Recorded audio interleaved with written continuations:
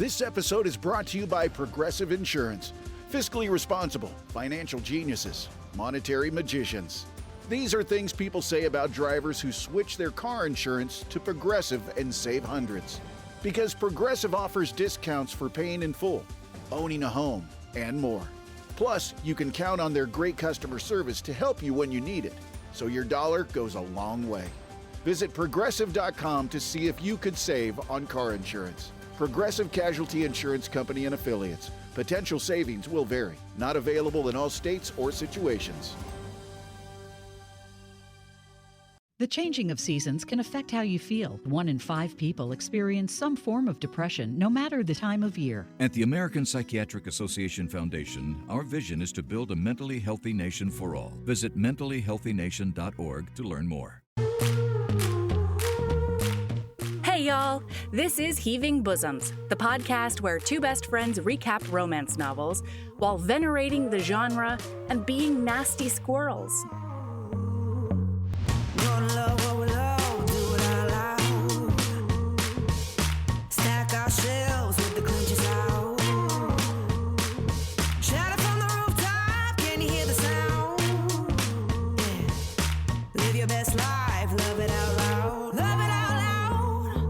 Welcome back for part 2, HBs. When we left off yesterday, Aspeth had just been summoned to a secret midnight rendezvous with her terrible ex-fiancé, who, if you'll recall, is set on taking her home by force now that marriage is off the table.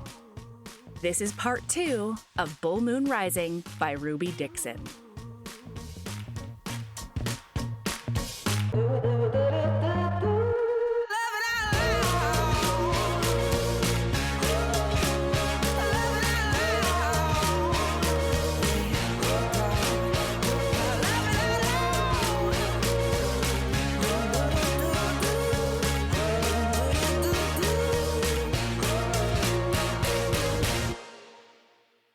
So she goes, and it is Barnabas. And she's like, how did you know I was here? And he's like, it was a lucky guess. I saw Gwenna. Also, it's midnight in like a sketchy part of Vast Warren City. And so Kip walks her there. I really liked that. This is when they go to the King's Onion. Yeah.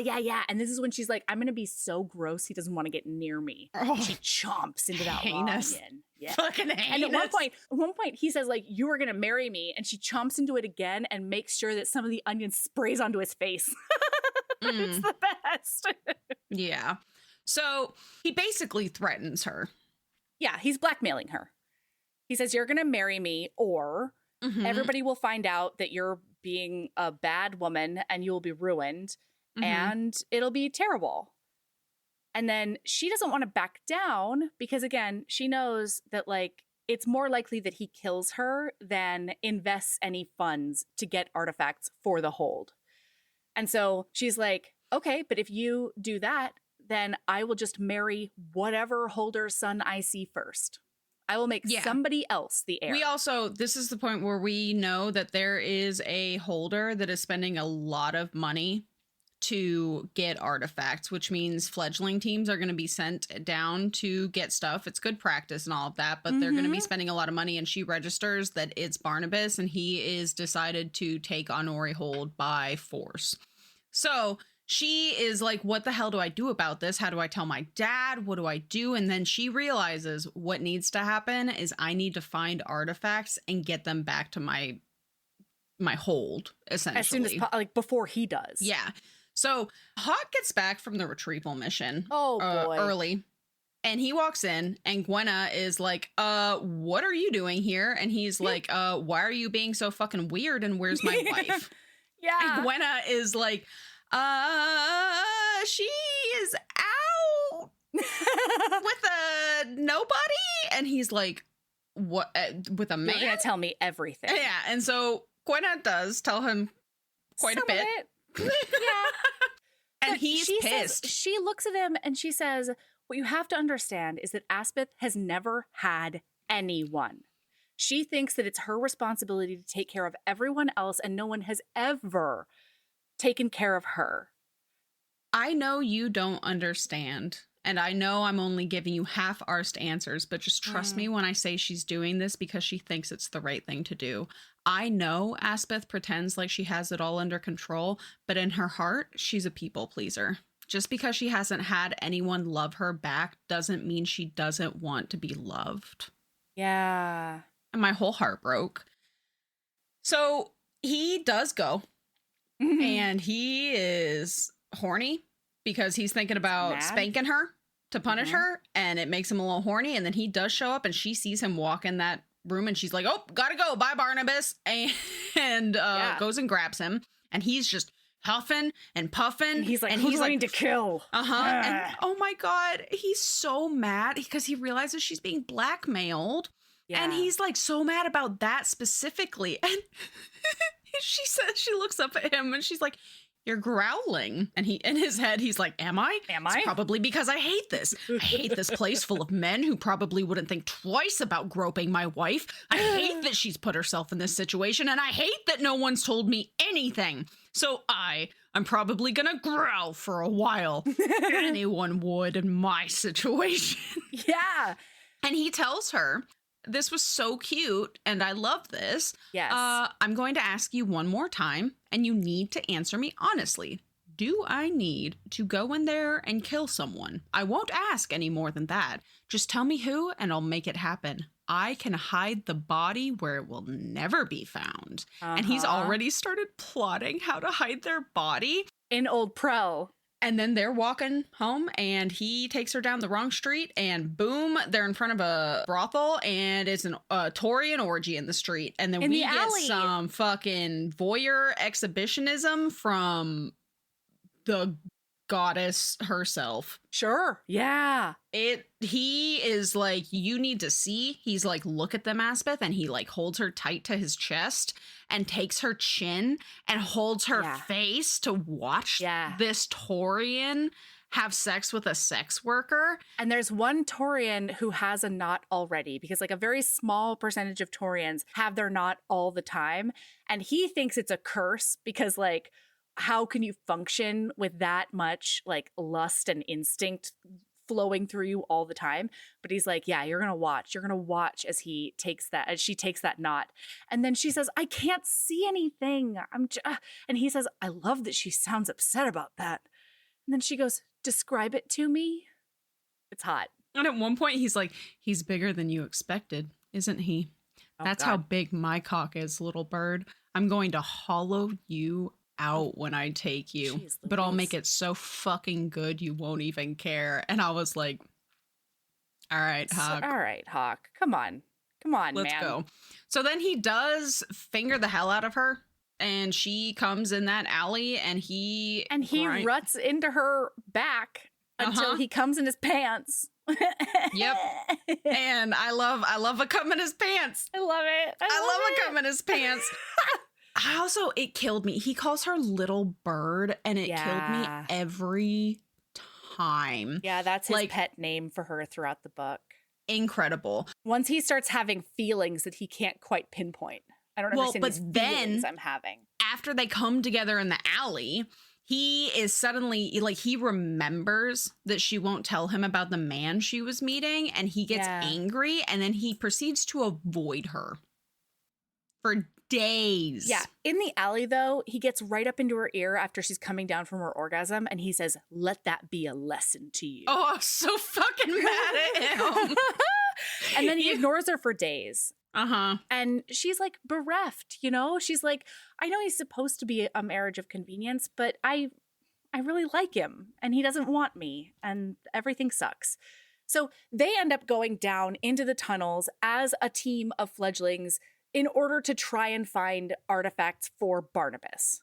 Of note, he is not here for the first time they go down. Mm-hmm. Magpie has made it so that he's on a retrieval mission so that she can be the only teacher in the tunnels with them. Mm-hmm.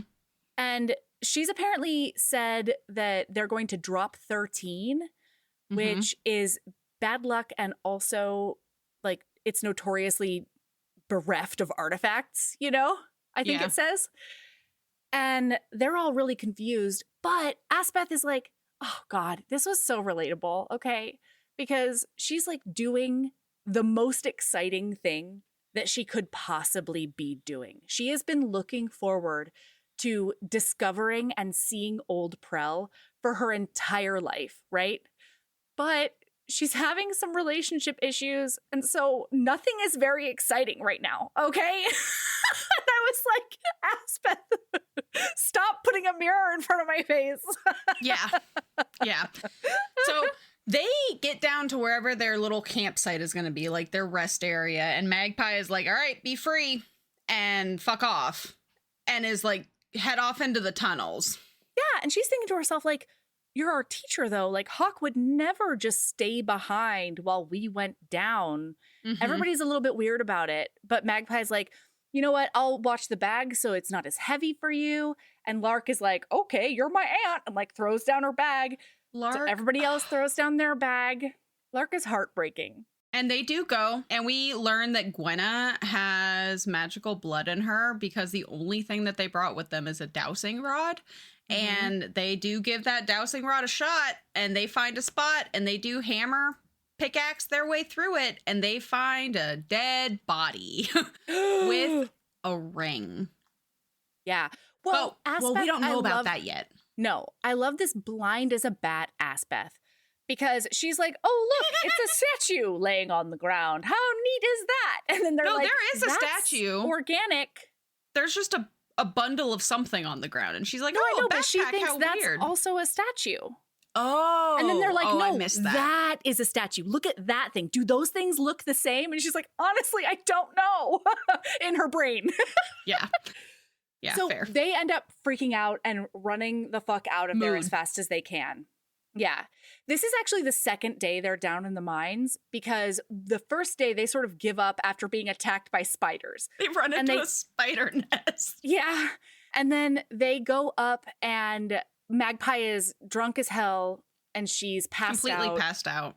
And all of their belongings are like shredded and crumbled, and the water's poured out and the food is wrecked. And they realize Magpie tries to be like, it's probably the ratlings, you know?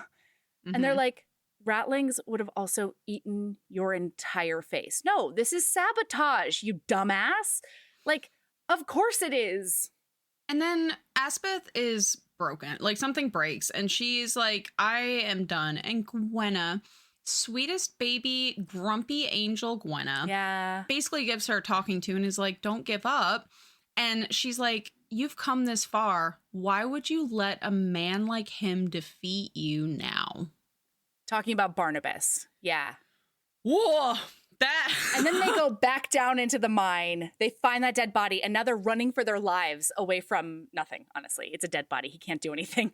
But it's scary. So they're running back up, and when they get there, Magpie is standing there, and Hawk is standing right behind her. And she's like, oh, shit. So they tell them everything that happened. And according to guild law, what happens in this situation is that everything gets seized by the guild, and they have to make sure that like it's safe and that there aren't any like artifacts of power or whatever. And it's a whole thing because again, this is a notoriously blank space as far as artifacts are concerned. But Gwenna did the dowsing. They break through a tiny thin wall, and then they get into this place where like it's pretty obvious that like it's an old Prellian grave robber. It's not a guild person. It's older than that. And so they're like, we have to get back down there because there has to be an artifact. Yeah. The inspiration for him Tell was me that the first like ancient Egyptian grave robbing / archaeology blah blah blah was done by what we consider ancient Egyptians. Because at that point, the pyramids had already been around for like 1,300 years. Yeah. And so they were breaking like what we consider ancient Egyptians. Of course. Were doing all the things. The author's note was so fascinating. I'm delightful. excited to read it. Yeah. So he is mad. And the way that Magpie got him out of the way did not take very long. So he gets home and realizes nobody's there and what had happened. And he's like, okay, well, that's fine. They'll be fine. I'm going to go ask around about my wife. Uh-huh. And he finds out that she is not a rich merchant's daughter. She is, in fact, a holder's daughter. It's so cute because when he's doing this like sort of interview with Torian, who knows a lot about holders people, he's like, oh yeah, that's probably, probably talking about the holder's daughter. And he's like, no, definitely not. And he's like, yeah, I guess the holder's daughter, she travels everywhere with this cat that doesn't stop shedding. And that is when he's like, holy fuckballs, she's the holder's daughter. Because Squeakers, we haven't talked about him, but her cat is like a prominent character in this book. Squeakers is also based on a real cat. Aw, cute. Yeah, he passed in like 2022, and this was her getting to spend a little bit more time with him. Oh, no. Anyway, so he can't figure out if he's mad explicitly, like why he's mad exactly. He's like, she lied to me, but also like, I've started to feel like she's my wife. I care about her. This is attainable. Maybe we can actually be together and be happy. And now I know that she's a holder's daughter. Holder's daughter? A holder will never, ever accept a Torian son-in-law or a Torian heir at that point, right? And so she explains everything about her family being in debt. They don't have any artifacts. And he's like, okay, I understand why you've done what you've done then. But why did you marry me instead of a holder's son? And she tells him, I might as well be someone I want to be. And I want to be part of the guild. And I want to be your wife. I want to do the conquest moon with you just like I promised. Even if I married strategically, no one would care about me. They just want my title. When you look at me, I feel like you want me, even if you hate the fact that you do. I know my timing is terrible, and you think I'm manipulating you. I'm not. I like it when you touch me. I like talking to you. I like talking to you more than anyone else in the world, and I want more of both. If I was truly manipulating you, I'd suck your cock. She pauses. Though now that I mention it, I really do want to suck your cock. And then she does. She sucks a dick for the first time. He's super into it, unsurprisingly. I mean, yeah. And boy. And then he's trying to return the favor. And in the middle of returning the favor, he gets overcome and he can't get the thought out of his head, this intrusive thought that she's a spy. And so she's a, what? Wait, before we get to that part, yes, he thinks to himself, because she says, thank you for trusting me. And he's like, I want to tell her that I don't, that I'm letting her use me because of the conquest moon, but it's not quite the truth. I do want her. And then he says all of the ways he wants her. And then he says, I want to watch her dote on her ridiculous cat because I know she's got an incredibly soft heart that needs something to love. I want to be one of the things she loves, and I melted into the ground, listener. Yes. Yeah, because you are a mere mortal, Sabrina, okay? So then when he's returning the favor, fingering her, she's just about to climax, and he says, are you sure you're not a holder spy? Are you sure you're not here for that? And she is devastated and pushes his hand away. And she's like, and she's not even mad that he asked her. She understands why he asked her. It is specifically that he asked her in such a vulnerable moment. And she's literally opening her body to him. And he's like, "Yar, is this what you're doing?" And so she's like, fuck that and fuck you. She goes like snuggles with Squeaker and she's so mad and he feels terrible. The sun's shining, birds are singing, and all feels right in the world. Until the season changes and suddenly you lose your motivation to get out of bed. In fact, 1 in 5 people experience some form of depression, no matter the season or time of year. At the American Psychiatric Association Foundation, our vision is to build a mentally healthy nation for all, because we want you to live your best life and be your best you all year round. Please visit mentallyhealthynation.org to learn more. Well, and this is when she finds out that Gwenna stole a ring off of that dead body. And it turns out it's a link ring, which is like some extremely powerful artifact. And you don't know what it does unless you have both halves. And usually they were kept by like partners. Y'all, this is the ultimate BFF ring, okay? This is like serious business. One half of a broken heart on one side and one half of a broken heart on the other side. And when they come when together, you connect them, literal magic happens. Yeah. So they're like, the other ring has to be close to wherever the fuck this was, right? Because if they were together, then like their tombs should have been close to each other. So they're like, we have to get back down there by hell or high water. So they decide to let everybody else in on the secret. And so they tell everybody the truth about what she's a Holder's daughter, why they're there, all of these things. And Meriden like, yeah, Honori Hold. Turns out Meriden has known the entire time. She's just a badass who will keep secrets. Well, and not only that, Meriden's like, we're in different situations, but we're in very similar situations. Yeah. Like, neither of our fathers would want us to be here. We're both doing this to get out from underneath our father's thumbs. Why would I judge you for doing the exact same? Like, why would I out you for that? Yeah. I'm doing the same fucking thing. So Aspeth is like, you don't need to do this. I just needed you to know because we're going to be doing blah, blah, blah. And Lark is like, no, we're doing this together. Like, we are a team. And we're they're five. Like, they're a five. They're besties.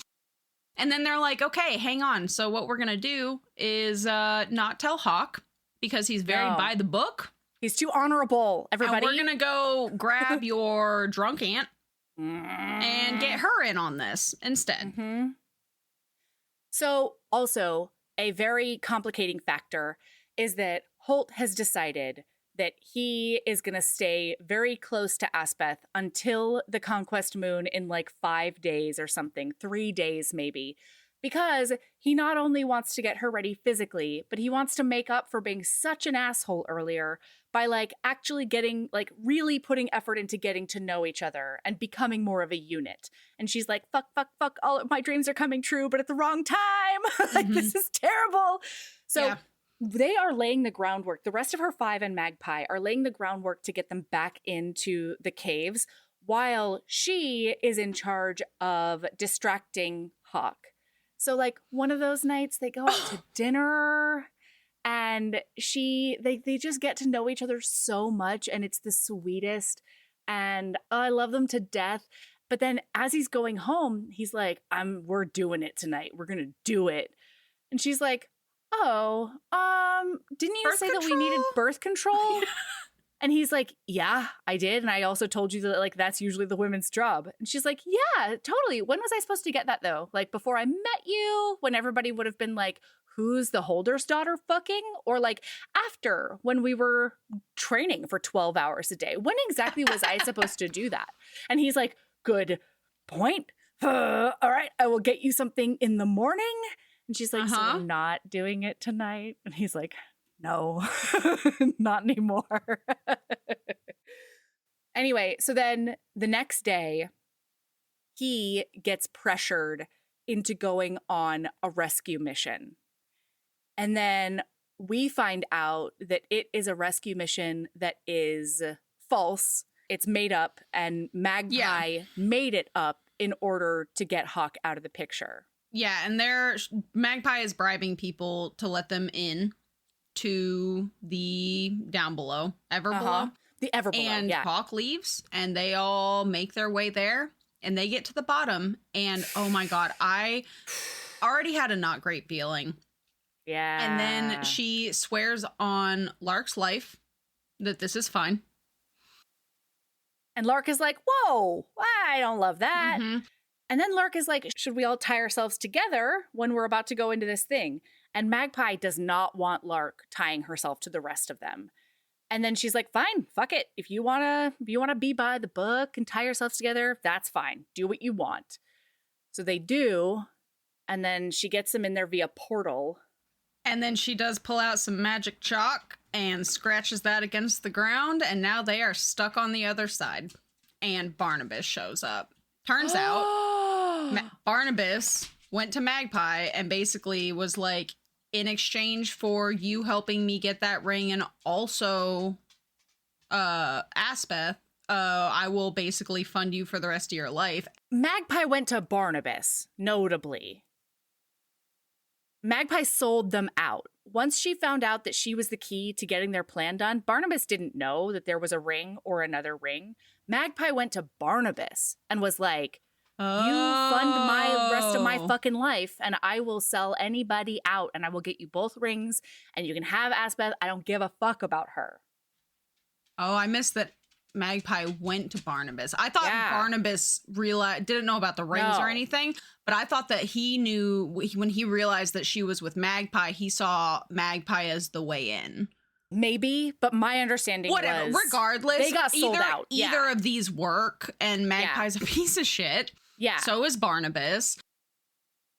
But Gwenna's the best because Gwenna told them that there's a curse on the ring and it has to be given over willingly or like the person's nards will shrivel up and they'll have gonorrhea forever or something. Yep. And so Barnabas is like, I need you to hand over that ring of your own volition. And she's like, absolutely not. Like, what are you going to do to me? I'm already stuck down here. And he's like, funny, you should ask. I have an exploding arrow. Oh, yeah, no. We'll just leave you down here for a couple of weeks until you die, and then we'll just come get the ring. It's fine. We'll get the ring off your dead body. That's fine. Mm-hmm. No problem. So then they do get caved in. And boy, I'm not a claustrophobic person typically, but this description was rough. Yeah. And Kip, blessed little Kip, does a little squishy squeeze through some rocks, and y'all, his house is shattered. His house got shattered, yeah. It's in pieces, and like it's so sad. And he's such a gamer about it, you know. He's just such a pal. Yeah, so he goes like through some cracks and crevices, and he manages to like cave another part in so that they can get out. And the only thing that saved them, y'all, was that chalk line. Because most of the damage is on the other side of that chalk line. So they decide to douse rod their way to see about, like, they're like, we need another artifact to be able to get us out of here. And so they're on an adventure. With a piece of Kip's shell. Their dowsing rod broke. And so they use a piece of Kip's shell. So meanwhile, we zippy zap, and Hawk is realizing that this rescue mission that he's on is a sham, and that Magpie is the one who reported it. So he is like, fuck this and fuck that. Goes home. It is morning, by the way. It is the morning of the Conquest Moon. He gets home.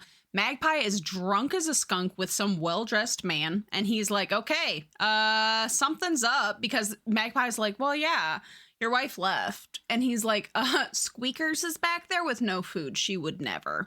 And then yoinks them in front of the guild to get answers. Right. Oh, and they get answers, all right. Well, yeah, but he's got to go into that cave. Boy, he's hardly aware of it. He's too busy jacking off into curtains because the Conquest Moon is here, buddy. I mean, but the great thing is that his boner is a homing beacon for Aspeth. And so everybody else is like, it's not safe. Don't do that. We'll get you a sex worker. And all he can think is, wife, mine. Yeah, wife. So anybody who tried to get in his way, it was very clear, like, don't. He literally picks Rooster up by the scruff of his neck. He literally, though, gets down. Wait, I have the quote. Please. He's down. So Hawk is in this red haze of the Conquest Moon, and like nobody can stop him. And you don't want to get in the way of a Torian and his earlier listener, Ravel, what's his name? Raptor looked at Hawk and was like, you really shouldn't be in the city. You'll kill someone and then rut their corpse. He's like, you're not wrong. Well, no. So he gets let down into the drop, and there's a team behind him following him because he's just konk. And he literally says, he thinks to himself, they're staying away from me, as they should. Yeah. A moonstruck Taurian is a dangerous creature, and if I don't find my wife by the time the Conquest Moon crosses the smaller room, I'm going to turn around and fuck one of them. Oh, God. So that's his point of view. They douse their way around. They find another dead body, and Lark is like, Gwenna, are you dousing for artifacts or dead people? And they look down there and realize that, like, bitch's hand is glowing because artifacts glow in the dark. And so she the answer is both. She's dowsing for both. Mm-hmm. So they find that other ring, and Aspeth has a crisis. Importantly, they find the ring in a old Prelian crypt because they were attached to houses, and they are hiding from rattling. So like any noises outside of this crypt that they have locked themselves into, there's no way out. They're like, we just have to wait to get out of here. Mm-hmm. And then then they do find a ring.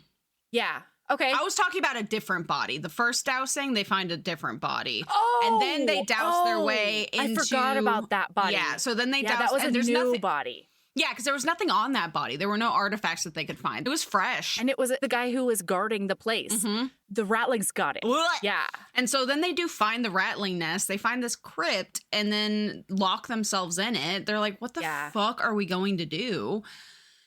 And they do find that ring. Like, we have to wait. And they don't have a rescue beacon or anything else. But Aspeth is like, the Conquest Moon is upon us. I'm pretty sure, like, unless he hates my guts absolutely, and that's a definite possibility, Hawk might come find me. Right? But Doesn't she's she also think that? like, well, she thinks that, but then she's like, as it gets later, by the time they're in the crypt, she's like, there's no way that he's kept it together, and he's definitely fucking a sex worker right now. Yeah, yeah. She's not even mad at him. We'll see him in a it. week. Yeah, she's not. She understands. Yeah. And then they're hiding in the crypt, and we have a very important scene. Yes, we do. Where they're sitting up against a wall. Hey, Lark tells Meriden softly. What? Meriden looks over at her, her expression weary. I need to get something off my chest, just in case we don't get out of here. And Meriden sits up and focuses on Lark and says, what? Lark leans in and gives Meriden the lightest, sweetest kiss on the lips. That. Oh. Meriden touches her mouth, but she's smiling. I cannot with both of them. I die. Same. And then Aspeth is like, oh, I'm so happy for them that they have each other. Like, this is so sweet. And then they hear like some sounds. But all the sounds up until this point have been rattlings. Well, and you started to comment on this before we realized that we had misunderstood our dead bodies, because she's having some realizations. And we kind of touched on it at the beginning of the book, but specifically, she's realized to take this ring from this woman, she's literally taking the ring from a dead body. And whenever I've thought about the guild, I've had such a romantic view of it, of dashing through tunnels and uncovering artifacts just lying about, waiting to be retrieved. Now I know the reality. There are spiders the size of plates. There are rattlings and cave-ins and guild politics. And the dead have faces. And we're robbing them. Take them, become a grave robber, because that's what the guild is, right? It's got a fancy name, but it's just a bunch of people looting corpses. The thought hurts me down to my soul. Is this what I've idolized, glamorized, dreamed of my whole life? I want to learn about old Prel and the magics they used every single day. I don't want to strip the dead of their possessions. I don't know if I can do one without the other. Yeah. Oh. And she's very like, I'm going to leave the ring here. And Meriden steps in and she's like, hey, just from a holder's daughter perspective, my dad wouldn't blink before he cut off all those fingers to get that ring. Yeah. Like, and if you do leave it there, the guild is just going to come in and take it anyway. And then Lark pops in and says, you can leave all of this for someone else, or you can take the rings and keep them together as they were intended to be. You can honor the people they came from. How do I do that? I ask, aching. Name your kids after them, Lark suggests. I can't pronounce their names. Well, you better muck and practice. And I was like, I love you, Lark. Which, by the way, when we do see the written down names, oh, wow, I can't pronounce that either. Yep. Yeah, they're pretty wild. Mm-hmm. And the audiobook narrator does a wonderful job. Anyway, oh my God, I didn't even consider that. I didn't listen to that part. I didn't listen to the end of the book. It's good. It's good. I can't remember exactly what it sounds like, but it's unintelligible. Upon looking at it, it's like... Yeah, that's essentially what it is. The sun's shining, birds are singing, and all feels right in the world. Until the season changes and suddenly you lose your motivation to get out of bed. In fact, 1 in 5 people experience some form of depression, no matter the season or time of year. At the American Psychiatric Association Foundation, our vision is to build a mentally healthy nation for all, because we want you to live your best life and be your best you all year round. Please visit mentallyhealthynation.org to learn more. And so now they hear a bunch of like crashes on the other side. And they realize that like Hawk is out there and he's just shouting, "Wife, mine! Aspen!" Yeah. And so he breaks in there and immediately goes snurfling all up on her, grabbing her. He like rips her skirt and then rips her pants to like get at that. And everybody else is like, whoa, whoa, whoa, come out here and leave the Taurian in there. We'll just lock him in until the Conquest Moon is over. And she's like, what? No, I absolutely could not do that. Everybody else is like, it doesn't seem safe. And she's like, it's only safe for me. Just like leave some provisions and come back in a few days and we'll be fine. And so really like reluctantly, they leave her in there with Hawk, with like Gwenna's backpack. And immediately he just starts like ripping her clothes off. And she realizes like they weren't able to prep her body yet. And so if she wants this to be any kind of positive experience, she has to take control of this. Well, yeah, because he shoves a finger up her and she's dry. Oh, God. Yeah. So she ends up like doing a striptease for him and stuff. And he's like, mine, wife. And she's like, yours. Correct. Yeah, I'm here and I'm going to be here, but we have to get my body ready. Mm-hmm. And he tries to stick another finger in her and she's like, whoa. And so she backs up and she's like, why don't I show you? So she lays down on the ground and starts fingering herself in front of him. She gets him on board with eating her out. Yes. And she gets real wet, but boy, he doesn't want to stop. He's like, this is my pussy. Yeah. And I'm going to tongue fuck it until I'm happy. And she's like, I am too sensitive for this. And the way she gets his attention is she calls him by his name, not Hawk, but who he was before. She's like, Wallach. And he like... I thought it was Warlock. It's spelled Wallach. Oh, cool. That's weird. The audiobook narrator said Warlock. Oh, interesting. In my head, it was Wallach. Nice. I like it. And he like pauses and she's like, oh no, did I fuck up? And then he like crawls up her. Yeah. And he's like, mine. And then he does get that ginormous penis in her. And luckily she is wet as a waterfall. And she comes a couple of times and then she realizes he's not done. Because she feels that knocking on her pussy door. Yeah. And he does shove that puppy up there. Uh-huh. And she's like, I don't love it at first. Like, it's fine. But like, well, it's also, he feels me. So it feels like something gives inside of me. And then he's like coming like crazy. And she's like just accepting it and all of these things. And it feels great. And then she's like, he warned me that he'd not me, and we'd be stuck together, you know. I just didn't ask how long. Yeah, I didn't ask any clarifying questions. I should have. Because it's not particularly comfortable. She literally describes herself as feeling like an overfilled water skin after he's coming her. Because it's not only the giant penis and then the giant knot, but he's also like coming like a gallon into her, and that's got to go somewhere. Yeah. And so luckily, after he comes and he's like nodding her, he comes back to himself. And he's able to like chat with her about everything. And he's like, oh my God, did I hurt you? And she's like, no. Okay? And she's like, you were gentle. And he's like, that doesn't sound right. And she's no. like, I mean, you were enthusiastic. Yeah, and he's like, But it was that's fine. closer. Mm-hmm. So then basically what happens is that every like 15 minutes or so, she gets like 15 minutes of him being in his body and in his mind. She can like clean up a tiny bit on the side, and then he's just on her again. I love a rut. I love a heat. I love a uncontrolled sexual frenzy. Yes. Right? It's just, they're so fun. Yeah. Well, and so the next time that it happens, he has her on all fours, and it's like it's a fast situation. And then once he comes back to himself when he knots her, he's like, wait a second, that seemed fast. You didn't come, did you? And she's like, no, it's totally fine. And he's like, this is the best part about this. You're stuck on my knot, and I can just touch you, and you can squirm on it. So then he makes her come like 3 times as he's knotting her. It's great. Yeah.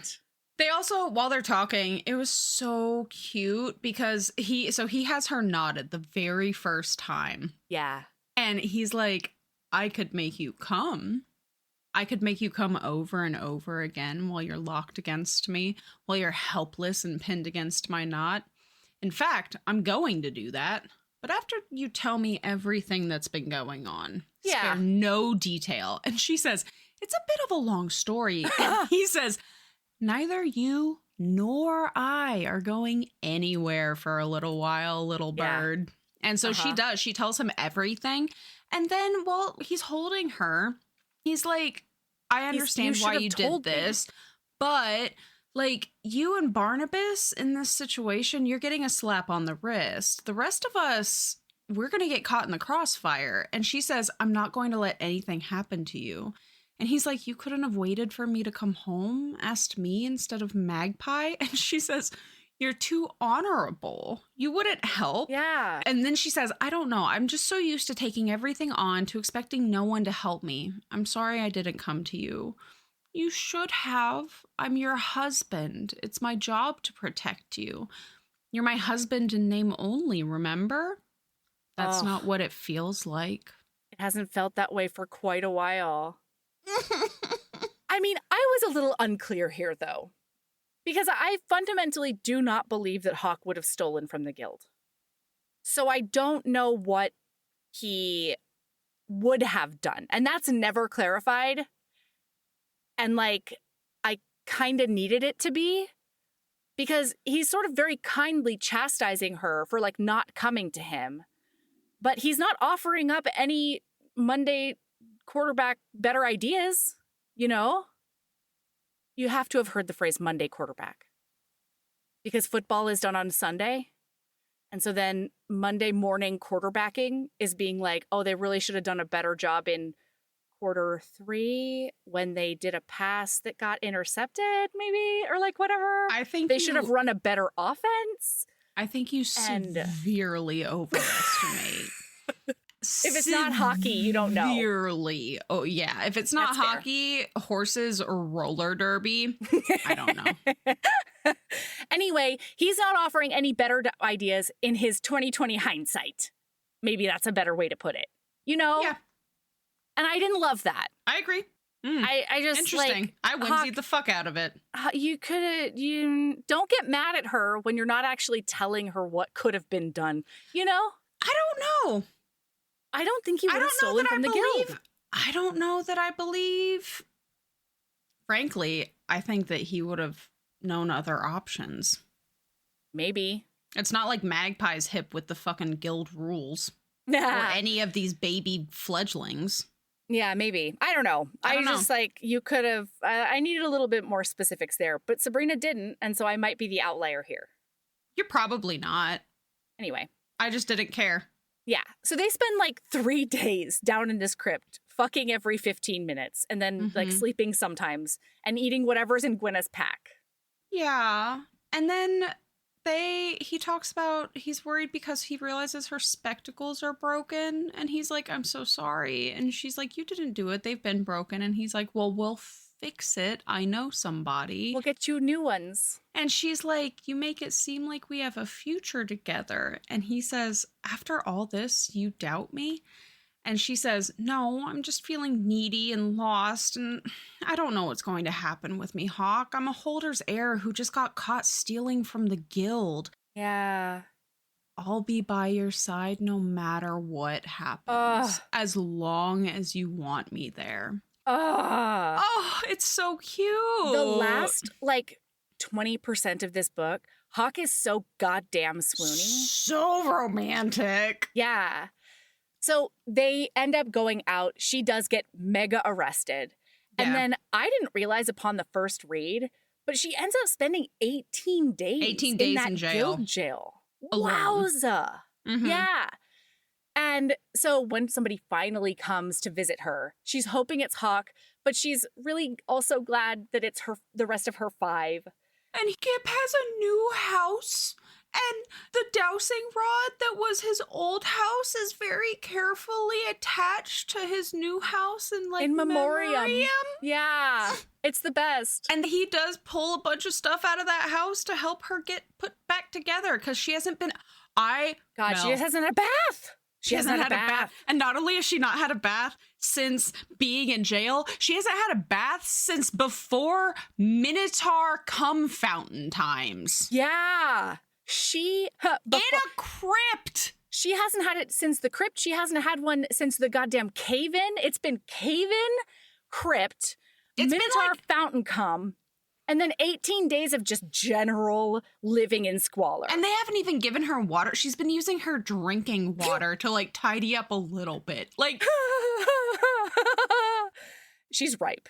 So they get her all dressed and they're like, we're all going together and our trials right now. We're going to be tried by the king.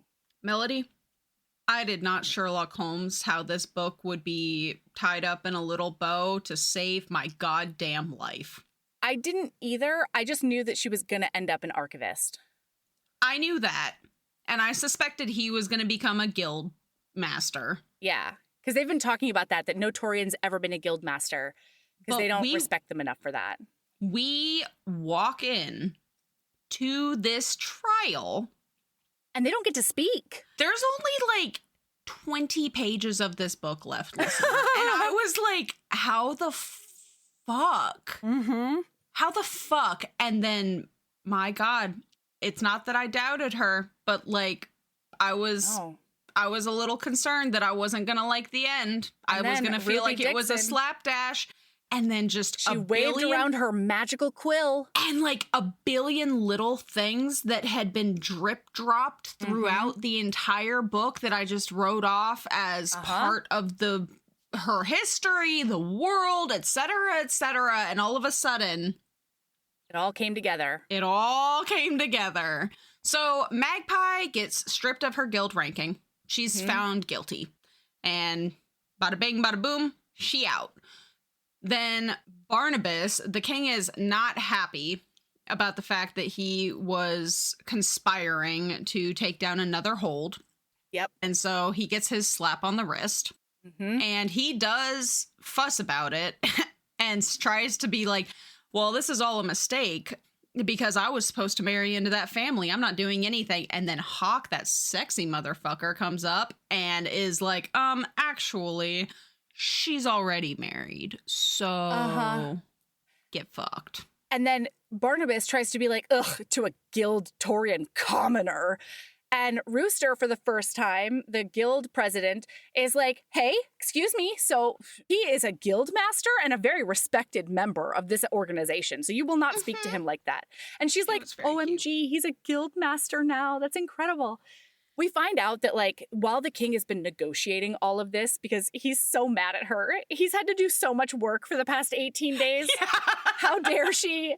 But when Magpie found out that she was, if she was going to be stripped of her guild membership, she pushed for Hawk to get her spot as a guild master.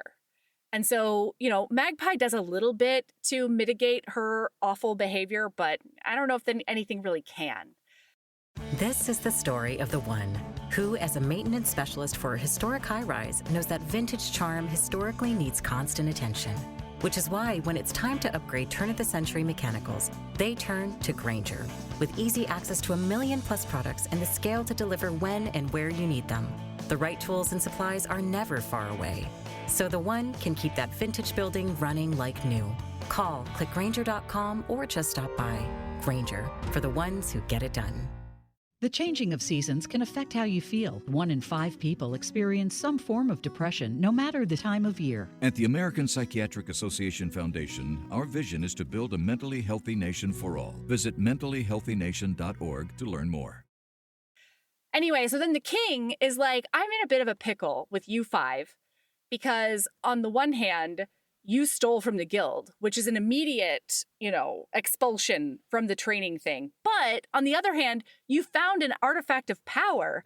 And so the tradition there is that you automatically get accepted into the guild if that happens. You don't have to test. You don't have to do anything. And he's like, and I can't have one cross out the other. So all of you are going to be repeaters. You have to work until somebody accepts you again, and then you can rejoin training. Mm-hmm.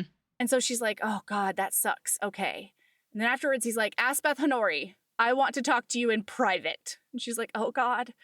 So she goes in there and she finds out that everybody can be a repeater but her. Yeah, she's not allowed to re-enter.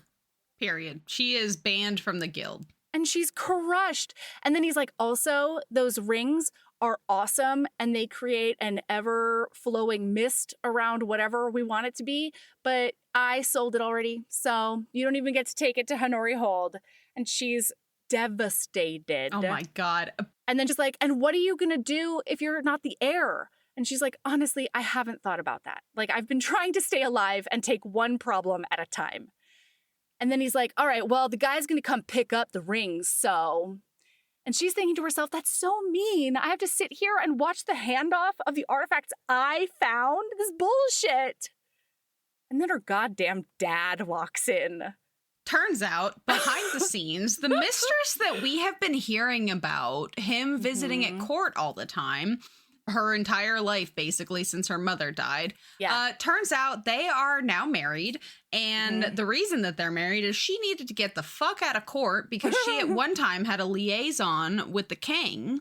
And the queen is pregnant and wants her gone. So the king gave her a dowry, which now her father has. And now her father can afford to buy the rings. And they also have a 7-year-old son who is now the Honori Hold heir. And he's been legitimized. So she is off the hook. Her future is her own. And her dad's not in charge of the money. The mistress is going to keep hold of the purse strings the whole time. The lady of the hold is now in charge because she says, I understand your concerns. It's a conversation I had with your father prior to our marriage. I am not handing my fortune over simply for him to toss it away. I will control Honori's funds. Father frowns at his new wife. I really don't think. She turns to him and freezes him with a look. I'm in charge of the finances, Corin. You'll recall we've discussed this extensively.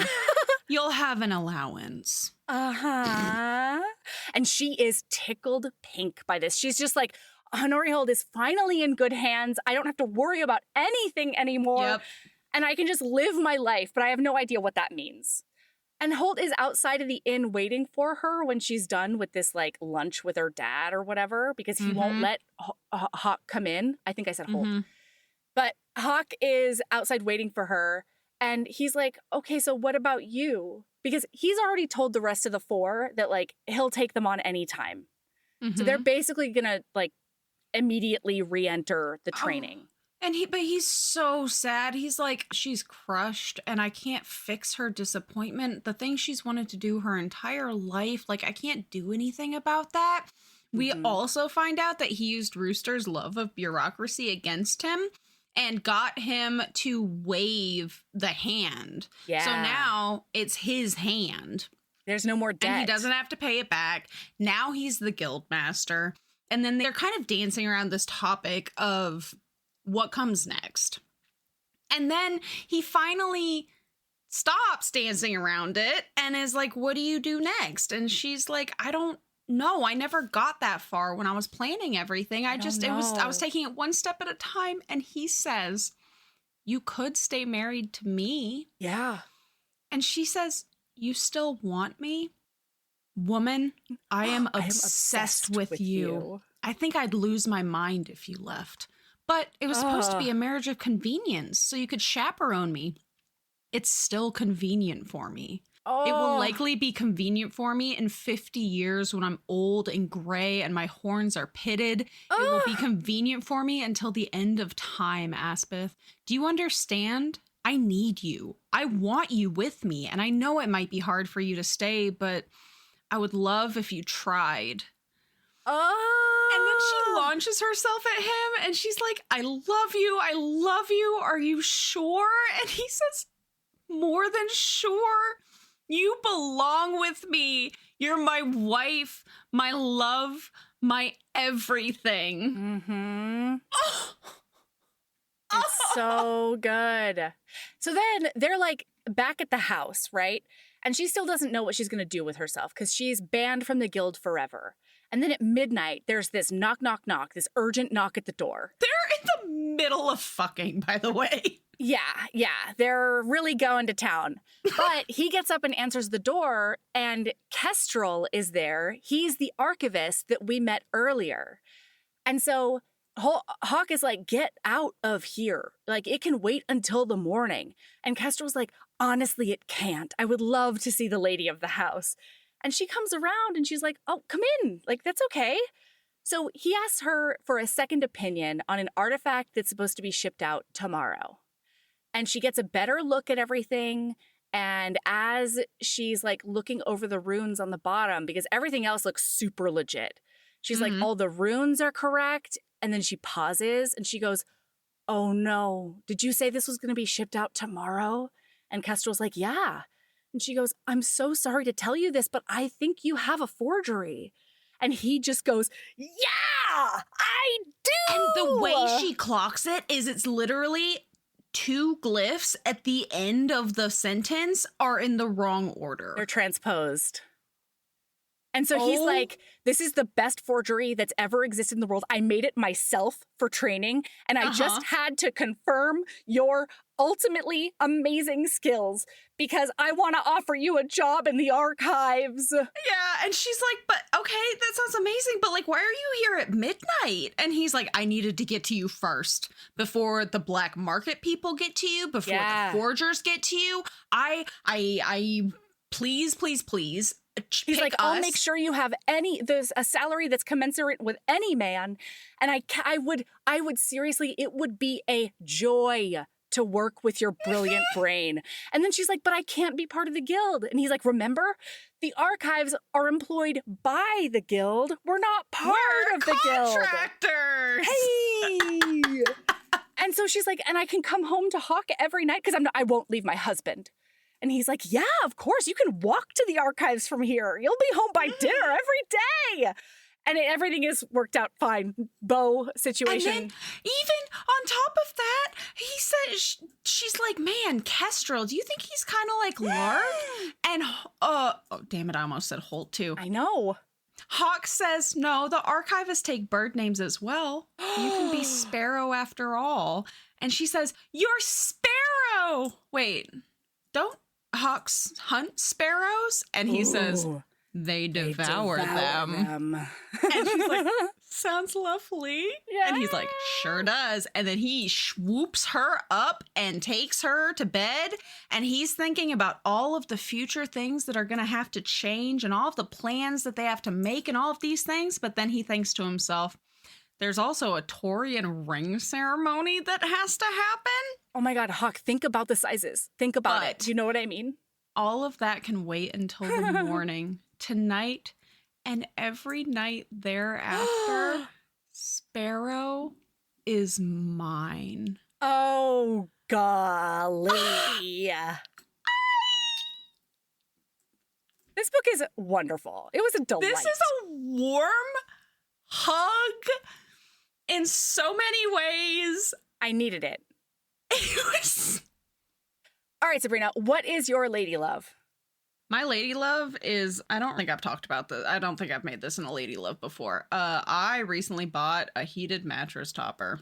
Oh. It is a fitted sheet, basically. That it's a fitted sheet. It goes under your fitted sheet. And it's a fucking heated mattress topper. You do a little thingamabob and it fucking heats it up. It's not even cold enough for this yet. And it just brings me so much joy because I used to have one and then it died and I just never replaced it.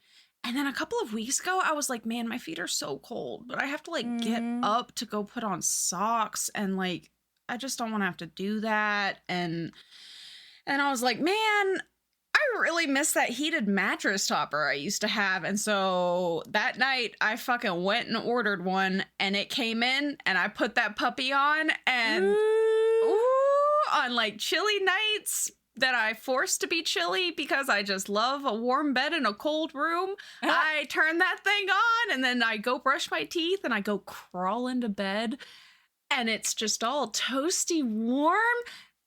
At least there's one downside. Do you sweat like a sweat ball? No. I have a queen size bed and that's plenty of room for me and 3 dogs. Except when every creature in the house wants to be on the half of the bed that's warm. That is warm. Because I got the mattress topper I got heats both sides separately, right? So like I've learned now I turn on both sides.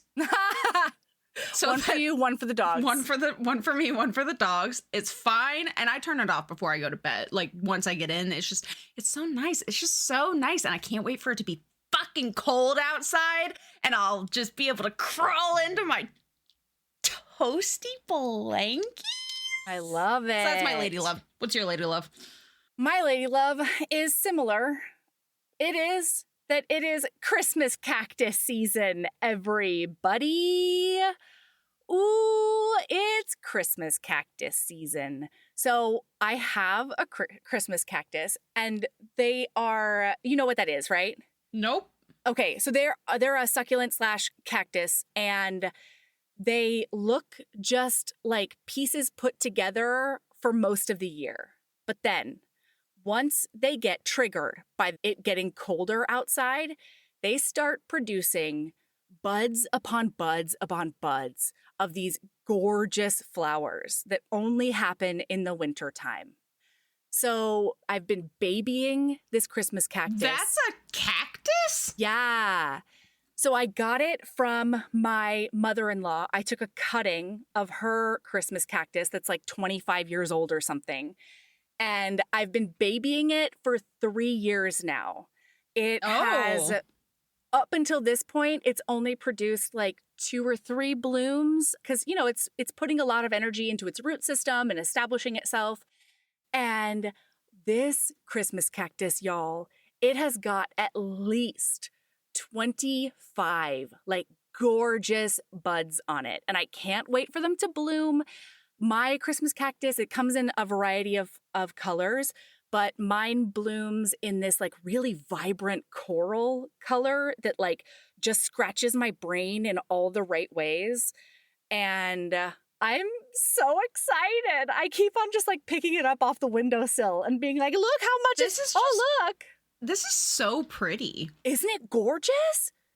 And like there's so many different colors it can be. I've never even heard of this. I love a Christmas cactus. I think I need like 4 more. Are they hard to take care of? No, they're really easy to take care of because cactus. So like you can forget to water it for a while and it'll be fine. And then you just need to keep it on a windowsill in an area where there's like diffused light. So mine's in a north-facing window and it gets great light for a Christmas cactus. And then because it's right by the window, it's in like one of the coldest parts of the house. Mm-hmm. So as it cools down outside, the glass gets cold and the Christmas cactus is like, it's time to bud. It's time to become beautiful. That's exciting. That's what season it is, everybody. That sounds exactly like my kind of plant. Yeah, it's wonderful. One I don't have to spend a whole lot of time thinking about. Mm-hmm. That totally reminds me of the snake plant that I've neglected for my entire time I've had it. And now it's like 4 feet tall. Yep. And I don't really know what to do with it. I don't know how to make it more manageable because like forgetting to water it for 2 months, that didn't work. You just cut it down. Yeah, you just prune it. Google pruning snake plants. You'll get a whole mess of instructions. Huh, interesting. Yeah. And then it'll start growing back up again until it's ginormous and then you cut it. All right. Well, anyway. All Cool. right. Keep being a badass and love yourself as much as you love grabbing hold of your destiny and making your dreams come true. Yeah. That's exactly what Asbeth did. I want a sincere one, actually. Yes. That's it. No jokes. Yeah. Love y'all. Love y'all. Bye. Bye.